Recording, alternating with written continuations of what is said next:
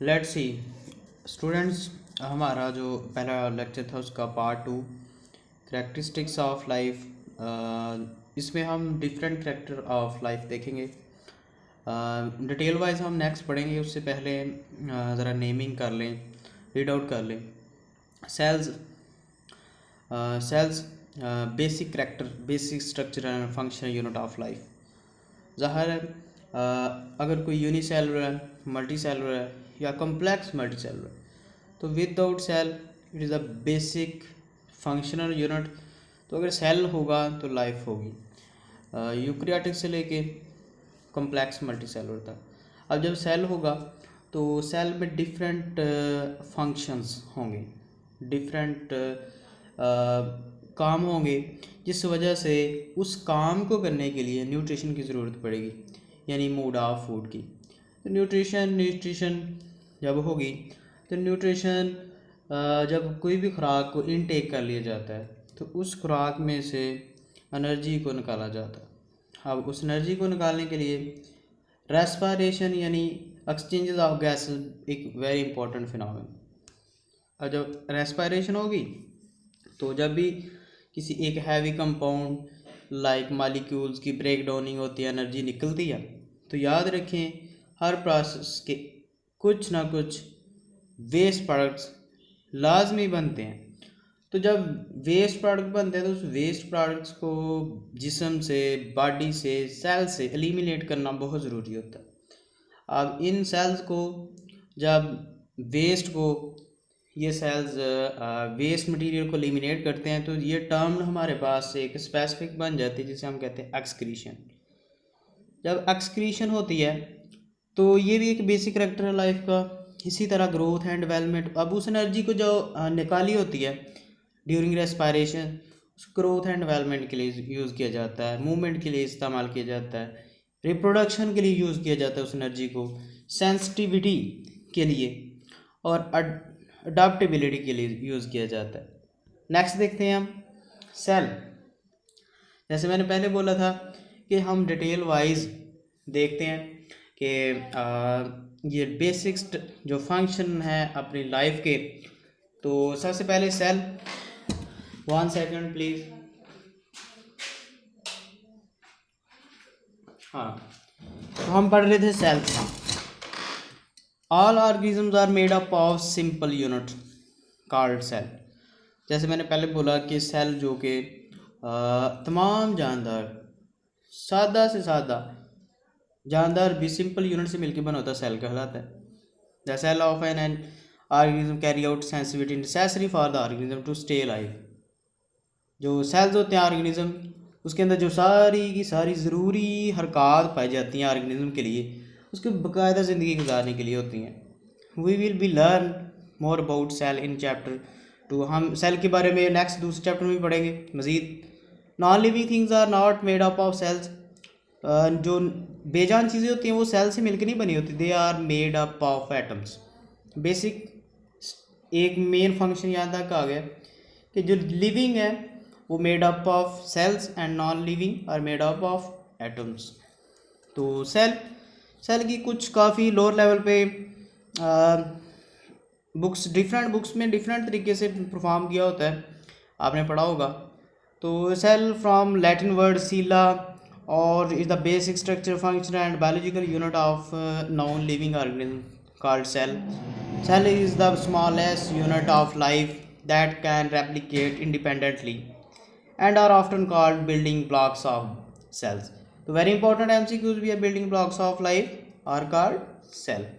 तो यहाँ तक हमारा पहला एक करैक्टर हो गया किसका, लाइफ का करैक्टर। दूसरा न्यूट्रिशन। अबाउट न्यूट्रिशन बहुत सारे बच्चे न्यूट्रिशन वर्ड से परेशान होते हैं कि न्यूट्रिशन होता क्या है। असल में मूड ऑफ फूड ही हम न्यूट्रिशन को कहते हैं। All organism need energy to stay life, यानी वो कह रहा है कि तमाम जानदार जिंदा रहने के लिए एनर्जी की ज़रूरत होती है। अब वो एनर्जी कहाँ से आएगी, जो हम खुराक खाते हैं या डिफरेंट ऑर्गेनिज्म जो अपनी खुराक खा रहे हैं वहाँ से एनर्जी हासिल करते हैं। तो ये खुराक में से एनर्जी का हासिल करना क्या कहलाता है, nutrition. They also need material to make their living material in the cell of their bodies. Nutrition is the process by which organism take in food. जो अब एक ऐसा अमल है न्यूट्रिशन जिसके अंदर ऑर्गेनिज्म अपनी खुराक को अंदर लेके जाता है अपने inside the body and convert into new protoplasm, और उसको अपना प्रोटोप्लाज्म का हिस्सा बनाने में यूज़ कर लेता है।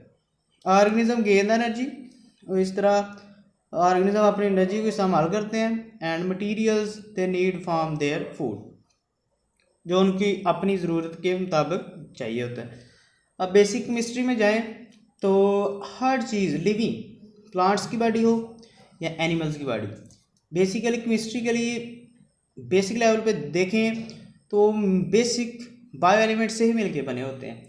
जैसे कि 6 बायो एलिमेंट्स हैं जो कि 99% परसेंटेज बनाते हैं, जिनमें कार्बन है, हाइड्रोजन है, नाइट्रोजन है, फास्फोरस है और ऑक्सीजन है, हाइड्रोजन वगैरह। ठीक है, तो अगर आप बात करें सिर्फ और सिर्फ प्लांट्स की बॉडी की, तो ज़्यादातर प्लांट्स की बॉडी आपने देखा लकड़ी की शक्ल में होती है। तो बेसिक केमिस्ट्री में जाएं तो वो सेलुलोज होता है, और सेलुलोज पॉलीमर ऑफ ग्लूकोज होता है। अब ये ग्लूकोज कि हम मालिकुलर फार्मूले को देखा तो ये होता है C6H12O6। अब इसमें देखिए कार्बन भी है, हाइड्रोजन भी है और ऑक्सीजन भी है। तो जब भी कोई ऑर्गेनिज्म अपनी बॉडी में ये ग्लूकोज लेके जाता है तो वो मैक्रो मालिक्यूल को माइक्रो में कन्वर्ट करता है, और याद रखें जितना बड़ा बॉन्ड तोड़ेंगे उतनी ही ज़्यादा एनर्जी इवाल्व होती है। अब वो जो एनर्जी हासिल होती है उस एनर्जी को डिफरेंट पर्पज़ के लिए डिफरेंट ऑर्गेनिज्म यूज़ कर लेते हैं। अब वो अपनी बॉडी का हिस्सा भी बना लेते हैं, और इस तरह वो न्यूट्रिशन का प्रोसेस होता है। नेक्स्ट, इस तरह आप देख सकते हैं फिगर में भी बताया गया, और इसके अलावा डाइजेस्टिव सिस्टम के ज़रिए किस तरह से प्रॉपर ये काम हो रहे होते हैं। इसके बाद नेक्स्ट है रेस्पिरेशन। रेस्पिरेशन बेटा एक next character of life. Living organism require energy to perform activities such as growing and moving. कहते हैं कि जो जिंदा जानदार होते हैं उनको एनर्जी हासिल करने के लिए, एक्टिविटी मुख्तलिफ काम सर अंजाम देने के लिए, और वो ग्रोइंग करने के लिए वो क्या करते हैं, मूविंग, रेस्पिरेशन करते हैं। वो living organism gain energy through the process of respiration. अब जो जितने भी जिंदा जानदार हैं वो अपनी एनर्जी हासिल करते हैं किस अमल के ज़रिए, रेस्पिरेशन के लिए। Very important MCQ, respiration is the oxidation of food substance release energy for sale activity. Respiration ज़्यादातर इस अमल के दौरान ऑक्सीडेशन प्रोसेस के ज़रिए एनर्जी सेल के निकाली जाती है सेल की एक्टिविटी के लिए। ऑल ऑर्गेनिज्म एस्पायर्स, इसके बाद in both plants and animals, plants में भी एंड एनिमल्स में भी food substance such as carbohydrate and fats are use for store energy. अच्छा, वेरी इंपॉर्टेंट MCQs है कि ज़्यादातर प्लांट्स और एनिमल्स में एनर्जी किस शक्ल में स्टोर होती है या यूज़ होती है। तो स्टोर करने के लिए सबसे पहले वेरी इंपॉर्टेंट चीज़ है फैट्स। फैट्स क्या होते हैं? Fats are polymer of glycerol, fatty acid. तो fatty acid molecule very complex and heavy weighted macrotypic molecules. इसी तरह ग्लूकोज की बात करें तो ग्लूकोज जब आपस में बहुत सारे जुड़ जाते हैं तो वो एक कम्प्लेक्स मॉलिक्यूल बना देते हैं जिसको हम बाद में पॉलीमर ऑफ ग्लूकोज, अभी मैंने पहले थोड़ी देर बताया कि सेलुलोज की शक्ल इख्तियार कर लेते हैं। तो एनिमल्स बॉडी में जब भी खुराक स्टोर होती है तो फैट्स की शक्ल में, और प्लांट्स की बॉडी में जब भी एनर्जी स्टोर होती है तो ग्लूकोज की फॉर्म में। वेरी इंपॉर्टेंट ये दो MCQs हैं। इसके बाद this energy is set free when these substance are broke down through respiration into carbon dioxide and water. अब कहते हैं जब इन स्टोर्ड एलिमेंट्स, स्टोर्ड मॉलिक्यूल्स को बॉडी में से निकाल के अगर ज़रूरत पड़े कि इसमें से एनर्जी निकालनी है, अब उस एनर्जी निकालने के लिए इन स्टोर्ड मॉलिक्यूल में से एनर्जी जब निकलती है तो ये फिर दोबारा क्या बन जाते हैं, carbon dioxide, CO2 and water. तो these are 3 MCQ about respiration, basic character of life. Next, respiration का अमल ये प्लांट्स में सेल रेस्पिरेशन फार्मूला कैसे होता है, ग्लूकोज और ऑक्सीजन जब मिलती है तो नेक्स्ट आप देख सकते हैं कार्बन डाइऑक्साइड बन जाती है और वाटर प्लस ATP। तो बेसिकली ये जो एक प्रोसेस है इन प्लांट्स में पाया जाता है, सेल में भी पाया जाता है ये प्लांट सेल्स में। नेक्स्ट, इसी तरह प्लांट्स में देखें source of energy sun, and इसी तरह एनिमल्स में देखें तो एनिमल्स में क्रशिंग ग्राइंडिंग से लेके स्टोमच के अंदर डाइजेशन तक टोटल डिफरेंट ऑर्गन यूज़ हो गए। एक मैक्रो मालिक्यूल फूडी टाइप में जो हम हासिल करते हैं उसको ब्रेक डाउन करके माइक्रो मालिक्यूल में कन्वर्ट करके ATP तक लाया जाता है और इस एनर्जी को बाद में फिर डिफरेंट पर्पज़ के लिए, एक्टिविटीज़ के लिए यूज़ किया जाता है। एक्सक्रीशन का मतलब क्या होता है कि elimination of waste products. Elimination यानी excretion, a chemical reaction take place when glucose is broke down during respiration. अब ये जो केमिकल रिएक्शन है तब स्टार्ट होता है जब रेस्पिरेशन के दौरान ग्लूकोज की रेस्पिरेशन होती है। ग्लूकोज में से एनर्जी निकालने के लिए ऑक्सीजन की ज़रूरत होती है, तब ये केमिकल प्रोसेस होता है। तो फिर बाद में एक्सक्रीशन होती है। Numerous other chemical reaction occur in the cell of the living animal. इसी तरह बहुत सारे कहते हैं कि रिएक्शंस होते हैं डिफरेंट सेल्स में। Since these chemical reaction take place in living organism they are called metabolic reaction. अब जो ये इस तरह के केमिकल रिएक्शन जिन सेल्स में हो रहे होते हैं उनको कहते हैं metabolic reaction. Very important short question है कि मेटाबॉलिक रिएक्शंस क्या होते हैं। Metabolism is the sum of all chemical reaction take place with in the cell. तो एक नया शॉर्ट क्वेश्चन यहाँ पे डेवलप हुआ कि डिफाइन मेटाबॉलिज्म। मेटाबॉलिज्म क्या होता है कि ऐसा बायोकेमिकल रिएक्शन जिसके अंदर सेल के अंदर बहुत सारे रिएक्शन हो रहे हों, मजमूई तौर पे कॉमनली हम उनको क्या कहते हैं, कलेक्टिवली आर कॉल्ड मेटाबॉलिज्म। अब मेटाबॉलिज्म की 2 टाइप्स होती हैं, एनाबॉलिज्म एंड कैटाबॉलिज्म। और एनाबॉलिज्म में क्या होता है, कैटाबॉलिज्म में क्या होता है, एनाबॉलिज्म में छोटे मालिक्यूल्स को आपस में बाइंड अप किया जाता है, जोड़ा जाता है, बड़ा बनाया जाता है। कैटाबॉलिज्म में बड़े मालिक्यूल को काट के छोटा किया जाता है और एनर्जी निकलती है। तो वो ओवरऑल व्यू था एक मेटाबॉलिज्म का। नेक्स्ट देखें एक्सक्रीशन का ही है दूसरा टॉपिक, दूसरे पेज पे देखें ज़रा। Some metabolic reaction produce waste substance. अब कुछ ऐसे भी हैं रिएक्शन जो कि वेस्ट प्रोडक्ट्स मतलब क्रिएट करते हैं, that are unless and harmful to the organism. अब जैसे कि एनिमल बॉडी में बात करें तो एनिमल बॉडी में नाइट्रोजन बहुत शॉर्ट फॉर्म में पाई जाती है। अब जितनी भी एनिमल सेल्स में एक्सक्रीशन होती है वो नाइट्रोजीनियस वेस्ट को रिमूव करने के लिए होती है। अब ये रिमूव करना क्यों ज़रूरी होता है, जैसे कि देखें नाइट्रोजन की हमारी जिस्म में मकदार होती है बहुत थोड़ी, बिल्कुल कम होती है। जब मकदार इतनी थोड़ी है नेचुरली तौर पे, तो हम ऐसे जैसे कि प्रोटीन खा रहे हैं, प्रोटीन में नाइट्रोजन हम बहुत सारा गोश्त खा लेते हैं और एनर्जी माइनो एसिड के अंदर ब्रेक डाउन होने के बाद जो नाइट्रोजन है वो वेस्ट प्रोडक्ट के तौर पे जमा होना शुरू हो जाता है, क्योंकि वो स्टोर नहीं होता और हमारे जिस्म में होता ही बड़ा थोड़ा, और वो प्लांट्स की खुराक है, हमारी बॉडी में वो थोड़ी परसेंटेज में पाया जाता है। तो लिहाजा उनको हमारे जिस्म से निकालना बहुत ज़रूरी होता है।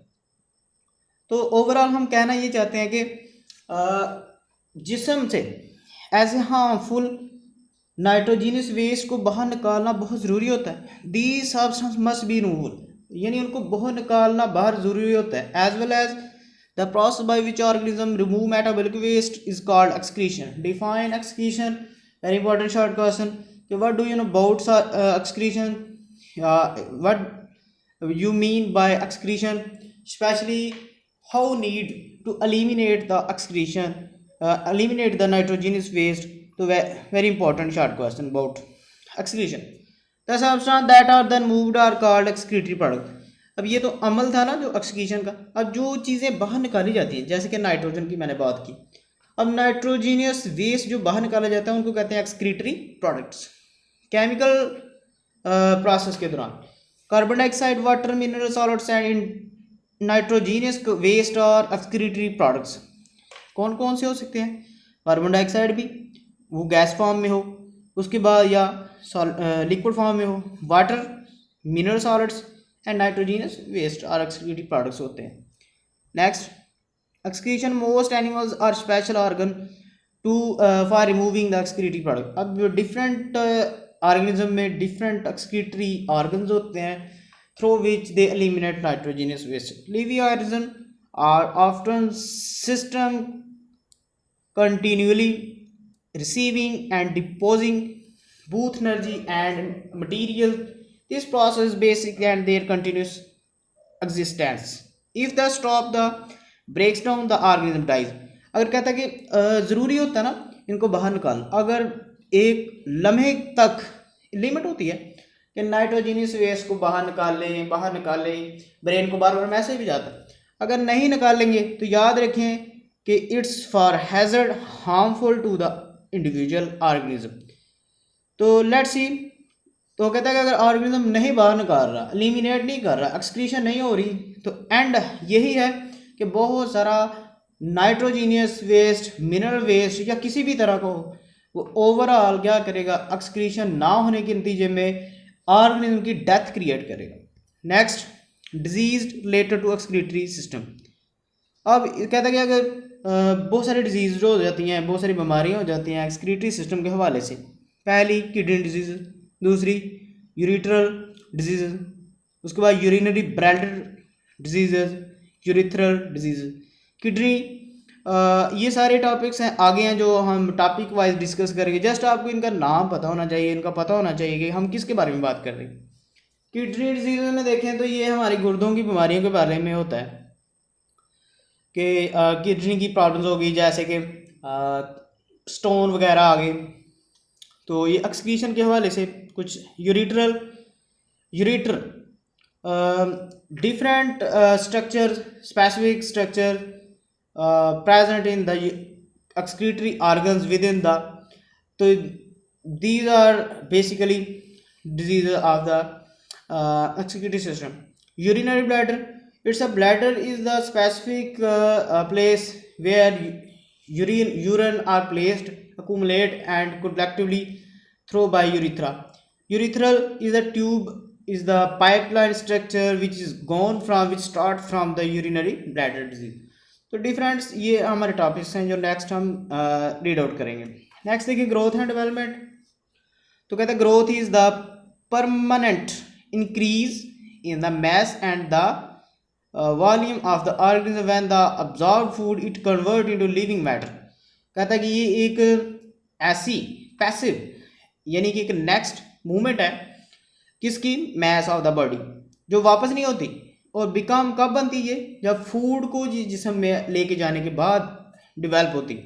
सम of new matter fuse is some of the spire warm out part of the cell, rest is add to the original living matter and increase in size. इस तरह जब रेस्ट के दौरान ओरिजिनली लिविंग मैटर बॉडी में intake होता है तो increase in size हो जाता है। नेक्स्ट कहते हैं development of may make organism more complex even change it's form.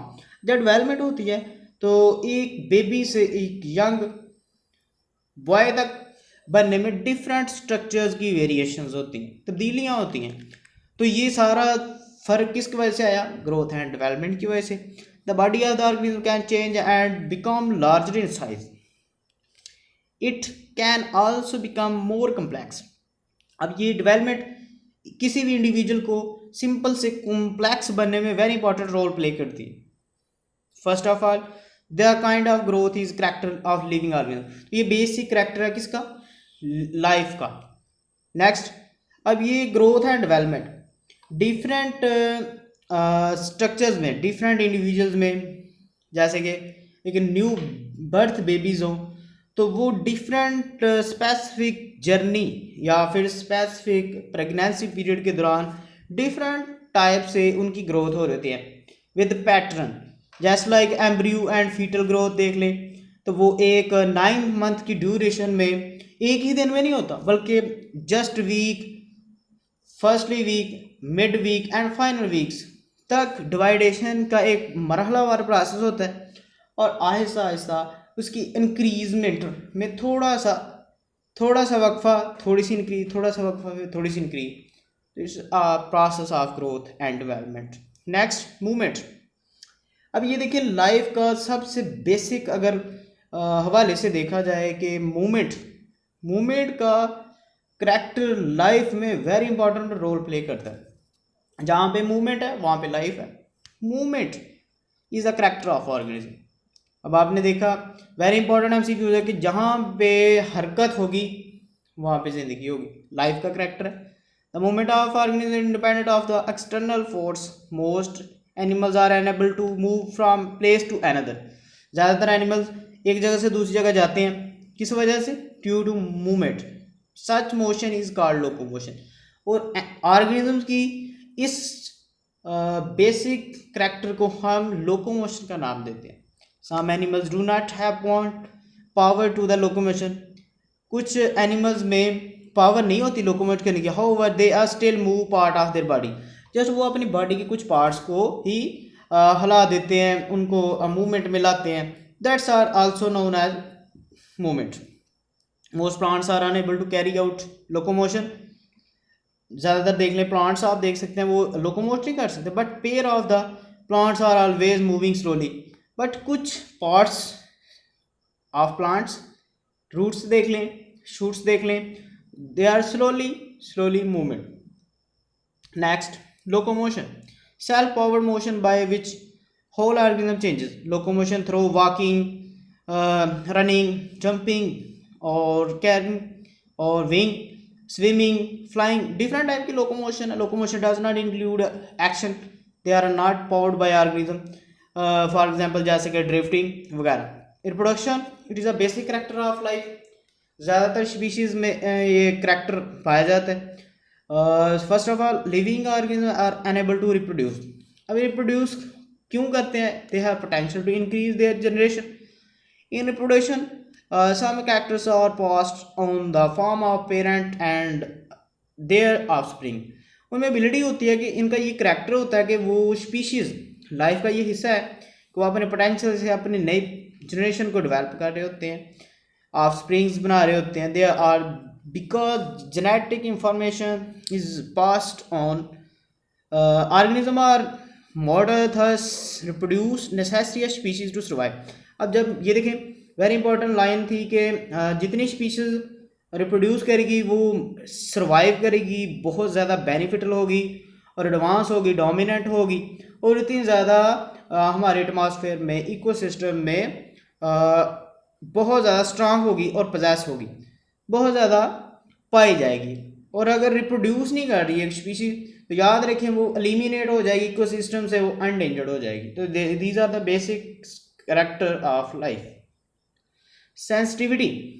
अब सेंसिटिविटी क्या होता है? एहसास करना। एहसास मीन क्या होता है कि अगर आपका किसी गर्म चीज़ को हाथ लग रहा है तो आपको पता तो चले कि वाकई में गर्म है कोई चीज़। Animals and plants sensitivity to change in their environment.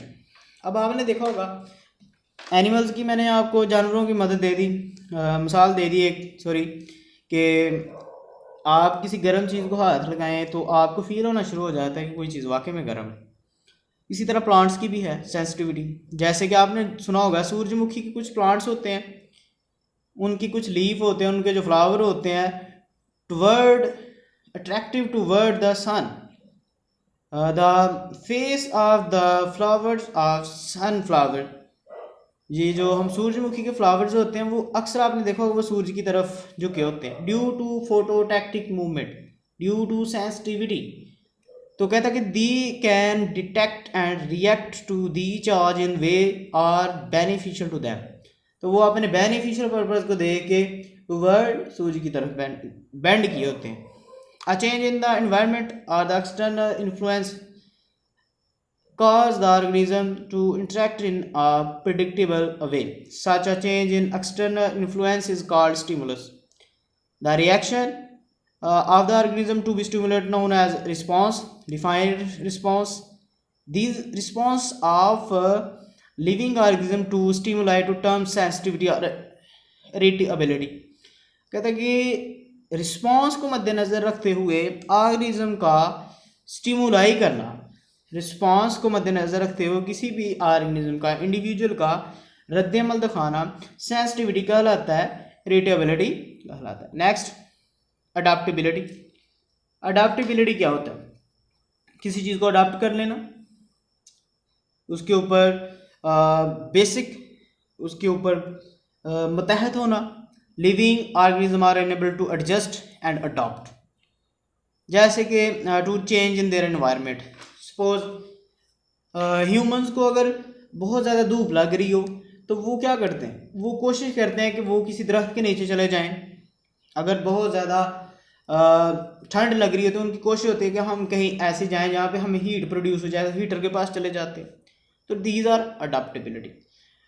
तो कहते हैं अडाप्ट। इसी तरह ये सारे करैक्टर एनिमल्स में पाए जाते हैं, वाइल्ड लाइफ में पाए जाते हैं। Adaptation is an character of an organism that improve its chance to surviving in the environment.